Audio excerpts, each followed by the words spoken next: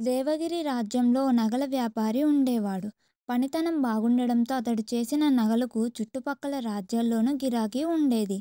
ఒకరోజు తన కుమారుడు వీరాని పిలిచి, పక్క ఊర్లో జమీందార్లకు ఈ నగలు అందజేసి ఆయన ఇచ్చే వెండి నాణేల మూటను జాగ్రత్తగా తీసుకురా అని చెప్పాడు. సరే అన్నాడు వీర. తండ్రి చెప్పినట్టే జమీందారుకు నగలు అప్పగించి వెండి నాణేల మూటని తీసుకుని ఇంటికి బయలుదేరాడు.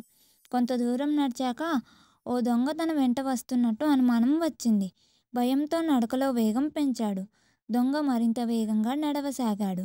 ఇక లాభం లేదనుకొని పరుగందుకున్నాడు వీర. ఇంతలో దారి పక్కన ఒక బావి కనిపించింది. దాన్ని చూడగానే వీరాకి ఓ ఉపాయం తట్టింది. తన చేతిలోని మూటను పక్కనే ఉన్న పొదల్లో పడేసి బావిలోకి తొంగి చూస్తున్నట్లు నిల్చొని, ఎవరైనా సహాయం చేయండి అని గట్టిగా అరవసాగాడు. అతడి వైపే వస్తున్న దొంగ వీరా దగ్గరికెళ్ళి, ఏం జరిగింది అని అడిగాడు. వెంటనే వీరా, నీళ్లు తాగుదామని తోడుతుంటే నా చేతిలోని నగల మూట బావిలో పడిపోయింది. నగలు లేకుండా ఇంటికెళ్తే మా నాన్న నన్ను చంపేస్తారు అని ఏడ్చాడు. నగల కోసం దొంగ వెంటనే బావిలోకి దూకాడు. తన ఆలోచన ఫలించడంతో క్షణం కూడా ఆలస్యం చేయకుండా పొదల్లోని మూట తీసుకుని పరుగున ఆ ఇంటికి చేరుకున్నాడు వీర. బావిని జల్లెడేసి పట్టిన నగల మూట కనిపించకపోవడంతో తాను మోసపోయానని గ్రహించాడు దొంగ.